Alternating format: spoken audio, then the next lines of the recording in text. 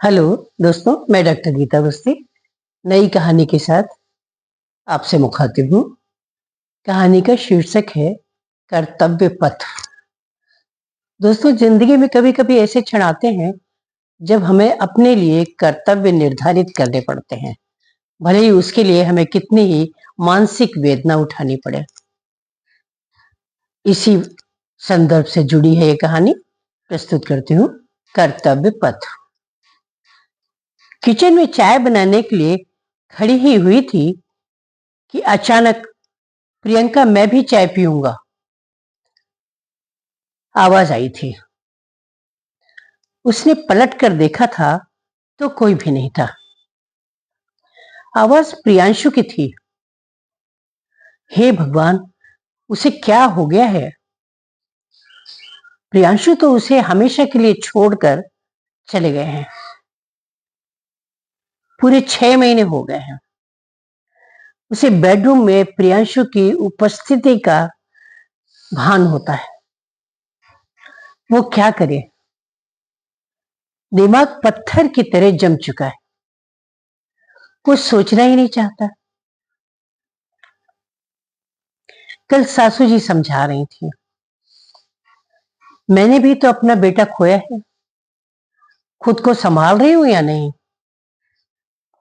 मन कह रहा था उनके तो 3 बेटे और हैं, पर मेरे लिए तो प्रियांशु ही सब कुछ थे।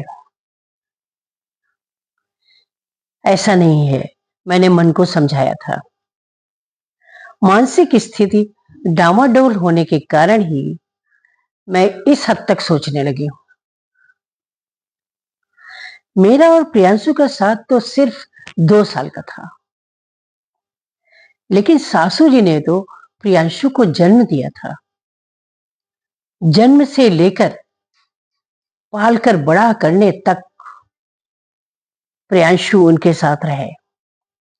उन्होंने सिर्फ देखभाल ही नहीं की, वो प्रियांशु की मां है। वो उनके दिल के टुकड़े थे।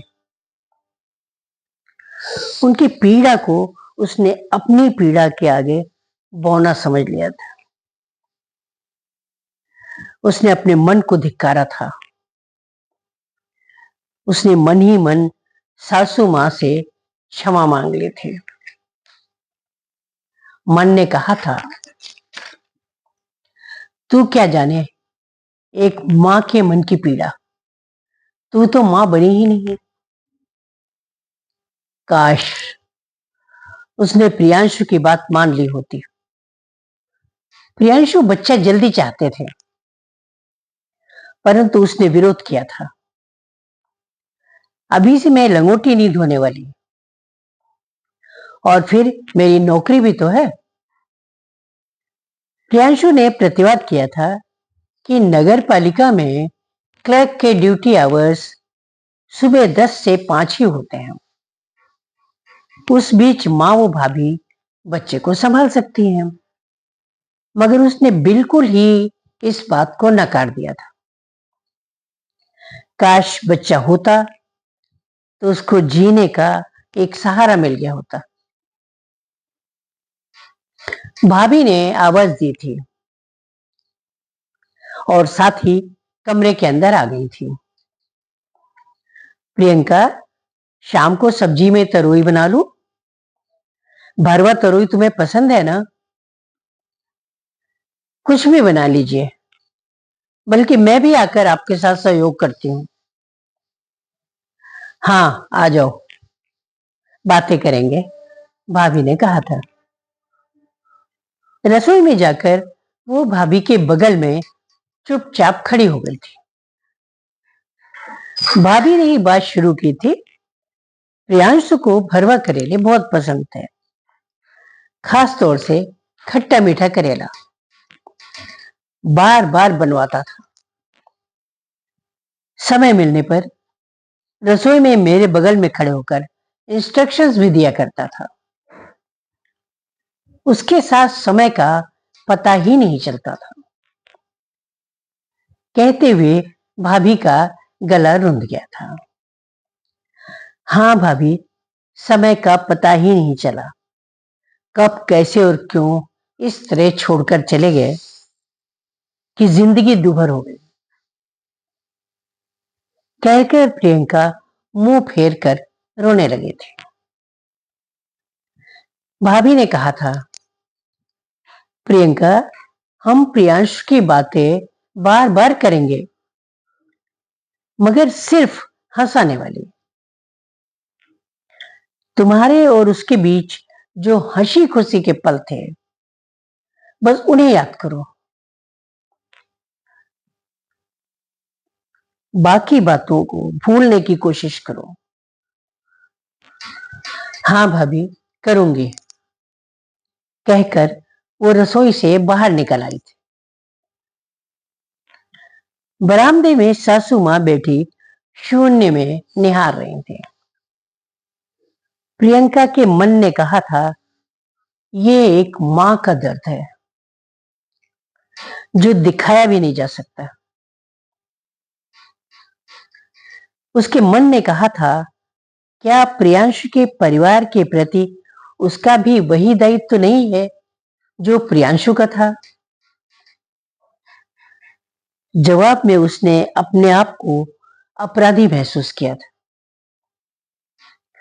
उसने सासू मां के सिर में तेल डाला था और धीरे धीरे माथा सहलाना शुरू कर दिया था। उन्होंने आंखें बंद कर ली थी और वो धीरे से उठकर चली आई थी। दोनों देवर प्रियंका भाभी के कमरे से लौट रहे थे। प्रियंका को देखकर बोले थे, आप कहाँ थी? हम आपको ढूंढ रहे थे। आवाज बाजी लगाकर चेस बिछाते हैं। सुधांशु, अभी नहीं, कल खेलेंगे, उसने जवाब दिया था। सुधांशु खुद भी दिन भर ऑफिस में थक जाता है और उसका मन रखने के लिए ही ये प्रस्ताव लाया था। ये वो जानती है, लेकिन अभी वक्त लगेगा। वो अपने को संभालना चाहती है। वो कमरे में आकर पलंग पर लेट गई थी। इसी पलंग पर कुछ समय पूर्व उसने प्रियांशु के साथ खुशनुमा पल बिताए थे। सोचती है कुछ समय के लिए वो बाहर चली जाए, पर क्या फायदा? मायके में चचेरे भाई, वो उनका परिवार है। उसकी मां है, मगर खुद में बहुत दुखी है। उनका पति और बेटा दोनों ही नहीं है। ऐसे में बेटी का इतना बड़ा दुख, वो उनका दुख बढ़ाना नहीं चाहती। वो पेंशन से अपना गुजारा करती हैं और प्रियंका उनको जाकर बीच बीच में देखाती है। प्रियांशु कहा करते थे कि वो किसी भी उलझन को बड़ी आसानी से सुलझा सकती है। उसे सोचना होगा, मां की जिम्मेदारी के बाद अब ये घर ही उसका है। शादी के समय कहा गया था कि जहां जा रही हो वही तुम्हारा घर है। उस पर तो अब दोहरी जिम्मेदारी आ गई है। प्रियांशु के हिस्से की भी। उसने अपने आप से संकल्प लिया और उठकर खड़ी हो गई थी। भाभी किचन में काम कर रही थी। उनके चेहरे पर थकान व पसीना दोनों था। 8 माह का गर्भ था उन्हें, मगर बिना थकान जताए सवेरे से शाम तक पूरा काम करती थी। लड्डू के स्कूल टिफिन से लेकर शिवांशु के कॉलेज जाने तक लंच तैयार करना सब उन्हीं का काम था। इन दिनों लगभग पूरा काम उन्हीं पर है। प्रियंका पर काम का कोई बोझ नहीं डाला गया। प्रियंका ने भाभी के लिए एक कुर्सी किचन में लाकर रख दी थी और धीरे से उनको उस पर बिठा दिया था। फिर बोली थी, भाभी, आप बताती जाइए, सब्जी में बघार में लगा देती हूँ। भाभी मुस्कुरा दी थी। लड्डू का टिफिन लगाकर उसने लड्डू को आवाज दी थी। आने पर बोली थी, पूरा खाना खत्म करना, नीचे वाले डब्बे में चॉकलेट रखी है। लड्डू उछल कर बोला था, वाह, मजा आ गया। प्रियंका मुस्कुराई थी। खुशियां तो बिखरी हैं, उन्हें समेटना होगा। जेठ जी कोचिंग क्लासेस दिन भर लेते थे, फिर भी अपना घर चलाने लायक खर्च मुश्किल से निकाल पाते थे। सुधांशु प्राइमरी स्कूल में टीचर था। अभी शादी नहीं हुई थी, पर शिवांशु के कॉलेज के खर्च, वो फीस वगैरह वो खुद संभालता था। प्रियांशु इंटर कॉलेज में थे, मगर सिर्फ 5 साल नौकरी कर पाए थे। थोड़ा बहुत पैसा जो कटा होगा मिलेगा। उसे हर महीने साड़ी और सूट खरीदने की आदत छोड़नी होगी। वो अपने वेतन से जो कुछ भी कर सकती है करेगी। शाम को ऑफिस से निकलकर उसने फल खरीदे थे।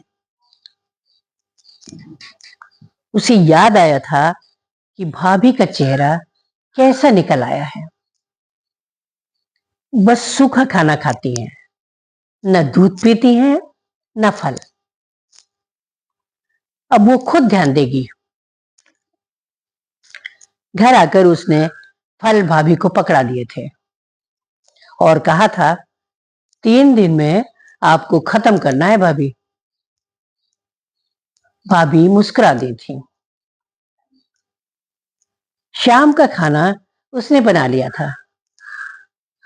भाभी ने कहा भी था, तू सब्जी बघार दे, रोटी में सेक दूंगी। लेकिन उसने रोटी भी सेक कर रख दी थी। उसने सोच लिया था कि खाना भी दोनों मिलकर परोस दिया करेंगे। रविवार को दोपहर को उसने सासू माँ के पैर की मालिश की थी और सिर में तेल डाला था।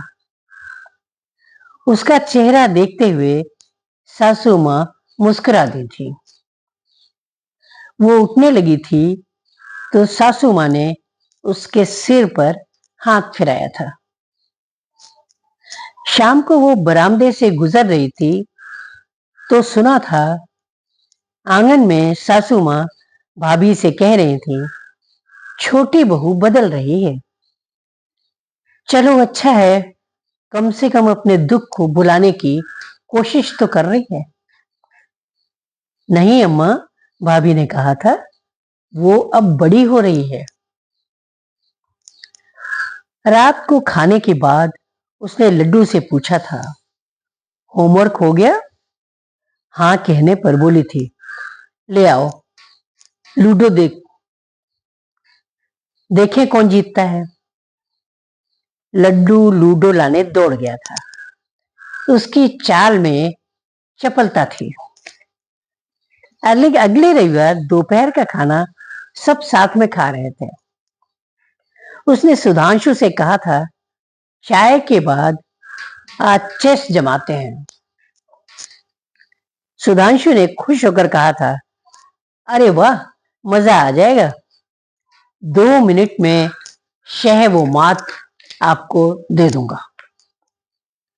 उसने मुस्कुरा कर कहा था, देखते हैं। अगली सुबह उसने बादाम का हलवा बनाकर दूध के साथ सासू जी को दिया था। तो वो बोली थी, तू क्यों इतना खर्च करती है और थक कर परेशान होती है?